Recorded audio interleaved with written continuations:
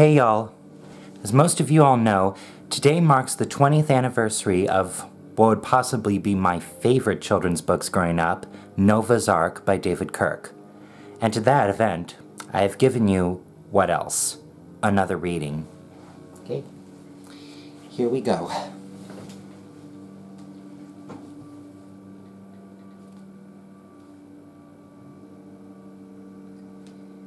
In his tiny bedroom, high above the city, Noah leaned over his workbench, wrapping, twisting, cutting, clipping.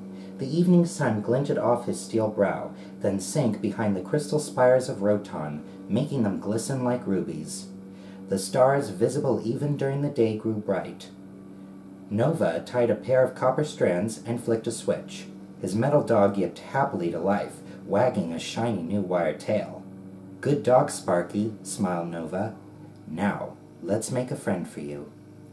Standing in his chair, Noah stretched to reach the shelf where he kept his most precious possession, a set of wooden animals made in the ancient days of Rotan. Carved by men before robots ever existed, the toy had been handed down through 1,000 generations of Noah's family. Nearly a year ago, on the night his father Taspet had left on his latest space mission, he had passed this treasure on to Noah. Noah cradled the brittle wooden ark that contained the menagerie. A ship like this one would never fly, he thought. But in those distant times, men traveled this planet on seas of water, a liquid that had vanished from Rotan long ago. He carefully removed the animals from the ark, turning his special attention to a tiny lion. "What do you think, Sparky?" he asked. "A cat for you to play with?" Outside his window, a shooting star drew Noah's attention. From his balcony, he gazed at the twilight, raising a steel hand to a glimmering star in the western sky. "Dad's supposed to be near that one," he sighed. "Don't worry, Sparky. He'll be home soon." His mother, Luna, was stirring oil broth when Noah entered the kitchen. As they sat down to their steaming bowls, Noah loaded a post disc into the holograph player. Taspet appeared within the swirling green light. Grinning excitedly, he lifted a piece of glowing crystal toward the camera. The grinding engines of a huge mining machine nearly drowned out his shout, "I'll be home soon!" But this disc had come months ago. He had been assigned to continue his search for crystal. On this planet of robots, crystal energy was essential to life, and there was never enough to go around. After dinner, Noah studied a disc on starship design. It wasn't meant for little boys. Still, he knew it by heart. He believed that if he just tried hard enough, he could be the youngest star pilot ever. Perhaps he would be the one to find Zeit, the mythic moon of light. His mother laughed at the idea, but Noah knew better. In 1,000 bedtime stories, his dad had told him of this magical hidden sphere, a source of crystal energy so powerful and abundant that it could fuel Rotan forever. Deep among the stars it waited for him. His sleep mode auto-initiating, Noah's eyes went blurry as he scanned the screen. No longer able to focus, he plugged himself into the dream console. He dreamt of flying to the stars, flying with his dad. The glass sky towers of Rotan glowed pink, reflecting the faint morning sun. Eyes flickering, Noah sprang from his sleep platform and quickly performed his morning oiling. This was a day he had been anticipating for months, the class field trip to Axion, Rotan's greatest space center. He packed a case with his best model spaceships and gulped down his breakfast lube pack whole. His mother clanked his steel cheek with a kiss as he rushed out the door. At school, Noah showed off the models he had built to his classmates. His girlfriend Elix was nearly as excited as Noah. If only class could be like this every day! The Space Center was the most glorious place Noah had ever seen. It was miles high and miles across. Everywhere Noah looked, strange and beautiful ships took off to exotic worlds. As the highlight of the tour, each child was allowed to sit behind the console of a real Glax cruiser. When it was Noah's turn, his teacher, Mrs. Vedic, laughed. "That's the proper place for you, Noah. Someday you'll fly into space just like your father. Exploration is in your wiring." On the roof of the Space Center, Noah squirmed uncomfortably as he waited for the hover bus with his classmates. All around him, majestic ships blasted into space. But here he was, as always, going nowhere. Just below him, the nose of that Glax cruiser poked temptingly over its launch pad. "What's the harm in another look?" he thought, slipping quietly out of line. The hangar was empty when Nova stepped through the hatch of the Glax cruiser. At the pilot's console, he ran his hands over the gleaming controls. "Dad stands here when he's taking off," he whispered. His teacher's words echoed in his head. "Exploration is in your wiring." Panel lights flashed, leading his eye to a luminous red lever. Nova stared, knowing very well that he shouldn't touch it. But, almost involuntarily, his arm raised. It was just as though he was watching somebody else's hand pull the lever firmly down. Nova was thrown to the floor as the spaceship roared to life. Terrified, he struggled to his feet and peered out of the viewport. His planet shrank to a speck as the cruiser rocketed away. Then Roton was gone. Nova was lost and alone in empty space. For many days he drifted among the stars, afraid to touch the controls again. Somebody will come and find me, he thought. But as the weeks passed, he realized that he might never be found. Then I'll learn to fly the ship, he said to himself. The controls were complex. Even though he had studied spaceships, the cruiser wouldn't always do what he wanted. But it wasn't long before he got the hang of it, and even enjoyed buzzing around the planets.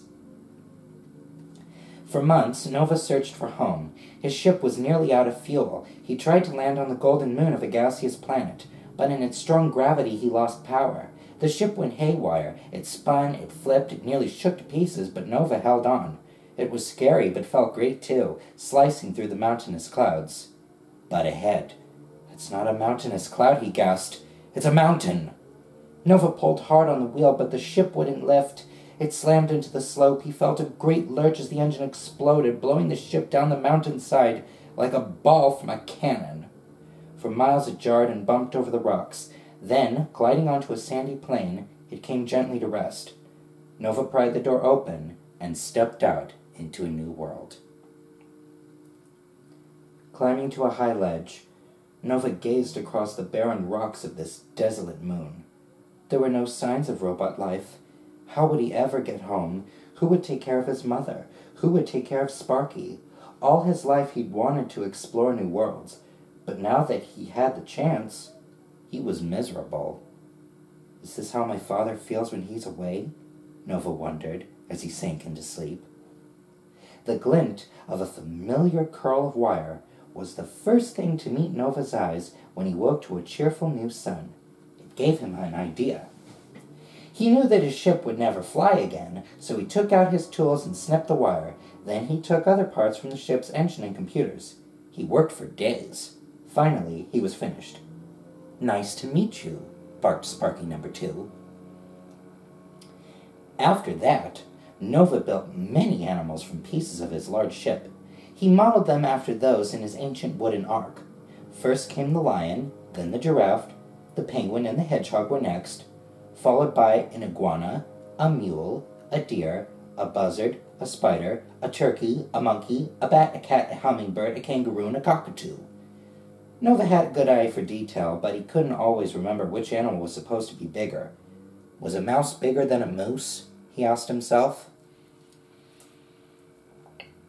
Lastly, with the hull and nearly all the remaining parts of his ship, he constructed a truly wondrous animal, an elephant ark, whose mighty trunk bellowed a message deep into the heavens. "Help!" "Surely my dad will find me now," thought Nova. He bowed low before his most magnificent creation. "Your name will be Trumpet," he declared proudly. That night, Nova dreamt of a shooting star. It fell and fell through the blackness until it smashed into a lonely little world. As the sun rose, Nova awoke to see a pillar of smoke drifting across the horizon. "The shooting star," he thought. He directed Trumpet toward the smoke. "It's a fallen spaceship," Nova cried. Twisted wreckage was scattered as far as he could see. The robot pilot lay ripped to pieces in the sand. "Dad!" shouted Nova. Tazpet's eyes flickered as he struggled to consciousness. "Nova!" he coughed. I thought I'd never find you. Then the light faded from his eyes. Though he worked for days, never stopping to rest, Nova couldn't revive his father. Exhausted, he sobbed in despair. His animals stood quietly around him. Trumpet broke the silence. I've often thought of my trunk as very much like an arm, he said. If it would help your father, I'd like you to take any part of it you need. And a tail is a wondrous instrument, said Sparky number 2. I'm sure that your father would like to have my tail. Each animal gave something of himself for Nova's father.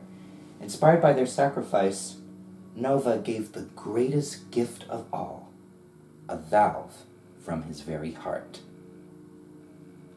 Their generosity was rewarded. I feel like a new robot, said Tazpet, leaping to his kangaroo feet and swishing his shiny new tail. The proud father looked down at the strange and wonderful body Nova had built for him.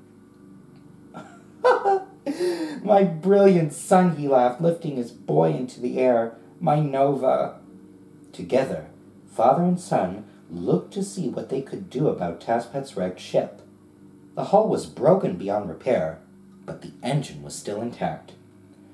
The engine is no use without a spaceship, said Tazpet sadly, but Nova had an idea. With Trumpet's help, they dragged the huge engine from the crater it had carved. It was then that Nova and his father made the discovery of their lives. A gaping hole at the bottom of the crater revealed a giant cavern of dazzling crystal. Tazpet stood in awe, shielding his eyes against the blinding light. You found what I've been searching for all these years, he roared. We're on Zeit!